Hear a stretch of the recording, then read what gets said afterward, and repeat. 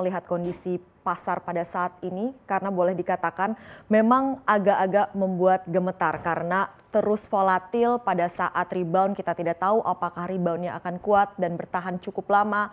Pada saat jatuh bisa sampai berapa hari berturut-turut dan jatuhnya dalam level yang mungkin selama ini jarang kita saksikan.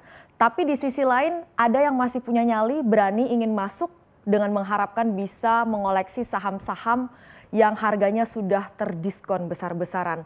Namun menyaksikan misalnya pasar yang dengan rapuhnya bisa kembali jatuh, ini juga membuat investor ciut nyalinya. Nah, lalu sebenarnya apa jurus-jurus yang disiapkan oleh regulator untuk menjaga bursa agar tidak turun drastis? Akan kami ulas untuk Anda dalam Jurus Tangkis IHSG turun drastis berikut ini. Oke, kita lihat kinerja IHSG year to date. Jadi sampai dengan penutupan perdagangan sesi yang pertama di 11 Maret 2020 ini, IHSG secara year to date ya per 11 Maret ini sudah minus 17% kisarannya. Bisa kita lihat trennya ya, downtrend. Bahkan ada titik di sini di mana IHSG menyentuh level terendah sejak Desember 2016 yaitu 5.136 setelah pada hari Senin kelabu kemarin ya 9 Maret ini anjlok 6,58%. Penyebabnya apa? COVID-19, coronavirus, dan juga ditambah lagi kejatuhan harga minyak dunia. Yang perlu kita ingat bahwa IHSG kita, you never walk alone. Kita tidak sendiri.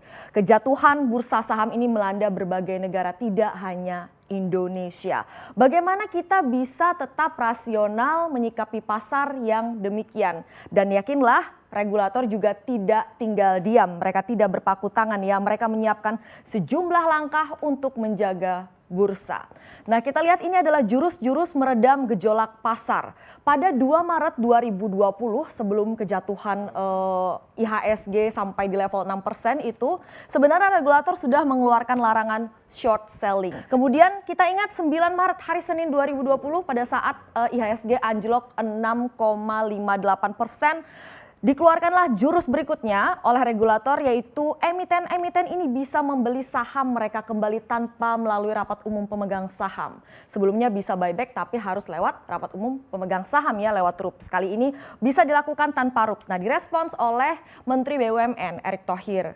BUMN mengatakan menyiapkan sekitar 8 triliun rupiah untuk membeli kembali saham-saham emiten plat merah yang tertekan. Nah, kemudian kita nantikan kapan akan dieksekusi tentu saja. Kemudian 10 Maret, satu hari setelah IHSG minus 6,58% itu dalam satu hari, dikeluarkanlah peraturan auto rejection asimetris. Akan kami ulas lebih dalam lagi seperti apa. Tapi yang pasti ini selama ini kan aturan auto reject ini tuh simetris, artinya bisa menguat maksimal dalam level tertentu, turunnya juga sama levelnya. Nah, ini dibuat asimetris agar turunnya ini bisa tertahan ya.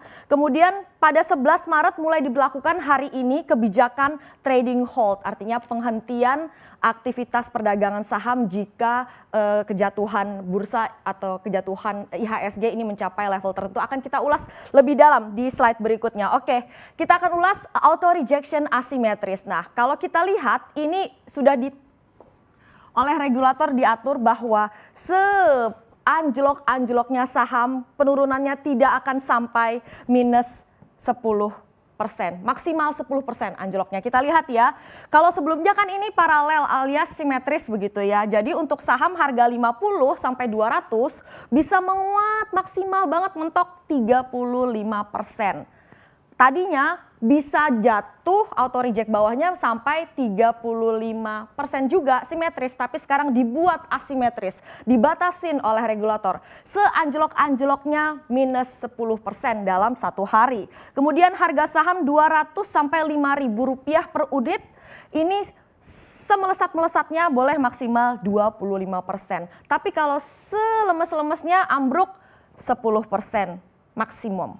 Kemudian yang harga saham di atas 5.000 boleh menguat sekencang-kencangnya sampai 20%. Tapi kalau jatuh tidak akan melebihi 10% dengan adanya kebijakan auto rejection asimetris oleh regulator yang mulai berlaku 10 Maret ya 2020 sejak kemarin. Dan sekarang ini yang baru diberlakukan hari ini 11 Maret 2020 ini adalah kebijakan trading halt. Jadi ini salah satu jurus dari regulator untuk menjaga IHSG. Nah kalau IHSG dalam sehari turun, ini misalnya running trade ya, turun IHSG sampai 5%, maka akan dihentikan sementara perdagangan selama 30 menit. Ini adalah untuk memberikan ketenangan kepada para pelaku pasar, memikirkan kembali aksi mereka. Jadi mereka agar tidak diselimuti oleh ketakutan dan akhirnya melakukan aksi-aksi yang kalau misalnya dalam situasi normal mereka tidak akan lakukan. Jadi untuk memberikan pasar sebuah ketenangan memikirkan kembali aksi mereka. Bagaimana kalau ternyata pasar udah keburu panik, udah keburu takut, turunnya IHSG itu lebih dari 5%. Nah kita akan lihat, jangan khawatir karena sebenarnya regulator ini punya yang namanya Crisis Management Protocol Bursa Efek Indonesia. Oke, kita lihat dulu sebenarnya ya. Mengapa, mungkin Anda bertanya-tanya mengapa CNBC Indonesia kalau IHSG turun lebih dari 2% selalu breaking news. Karena memang ini sesuai juga dengan Crisis Management Protocol Bursa Efek Indonesia. Karena bursa pun sebenarnya kalau IHSG turun 2% dalam satu hari mereka mulai melakukan market watch atau pemantauan pasar, melakukan analisis pasar. Sebenarnya faktor-faktor apa sih, sentimen apa sih domestik maupun regional ataupun global yang membuat bursa saham tertekan. Kemudian kalau memasuki penurunannya 5%, ini bursa sudah mengategorikannya sebagai masa krisis di mana Bursa Efek Indonesia akan berkoordinasi erat dengan KSEI, KPI dan juga OJK. Mereka mendiskusikan situasi yang tengah berlangsung di bursa saham. Nah, kalau 7,5% ini maka crisis management protokol ini akan dijalankan. Kalau minus 7,5% akan dilakukan pertemuan dan ini tidak hanya Bursa Efek Indonesia saja tapi juga dengan OJK dan Kementerian Keuangan. Kalau penurunannya terus berlanjut sampai IHSG minus 10% dalam satu hari maka akan dihentikan perdagangan secara sementara ya, akan dilakukan halting atau penghentian transaksi perdagangan untuk membuat pasar kembali tenang.